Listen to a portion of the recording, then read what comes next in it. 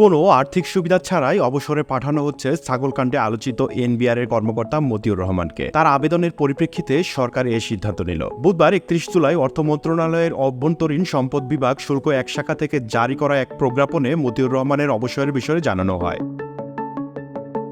প্রজ্ঞাপনে বলা হয়, মোহাম্মদ মতিউর রহমানের চাকরিকাল ২৫ বছর পূর্ণ হওয়ায় তার আবেদনের প্রেক্ষিতে আইন ২০১৮ এর ধারা ৪৪(১) ও ধারা ৫১ অনুযায়ী আগামী ২৯ আগস্ট সরকারি চাকরি থেকে অবসরজনিত আর্থিক সুবিধা ব্যতীত অবসর দেওয়া হলো। আগামী ২৮ আগস্ট মতিউরের চাকরির ২৫ বছর পূর্ণ হচ্ছে। এর পরদিন থেকেই এই কর্মকর্তার অবসরে যাবেন। বর্তমানে তিনি আত্মগোপনে আছেন বলেও জানা গেছে। গত ঈদুল আজহার আগে মতিউর রহমানের ছেলে মুশফিকুর রহমান ইফাত মোহাম্মদপুরের সাদিক এগ্রো থেকে ১৫ লাখ টাকা একটি ছাগল এবং বিভিন্ন খামার থেকে ৭০ লাখ টাকার গরু কেনেন বলে সামাজিক যোগাযোগ মাধ্যম ও গণমাধ্যমে উঠে আসে। এরপর আলোচিত মতিউর রহমানের দুর্নীতি ও অবৈধ সম্পদ অর্জনের তথ্য অনুসন্ধান গত ২৩ জুন ৩ সদস্যের টিম গঠন করে দুদক। সংস্থাটির উপপরিচালক আনোয়ার হোসেনের নেতৃত্বে টিমটি কাজ করছে।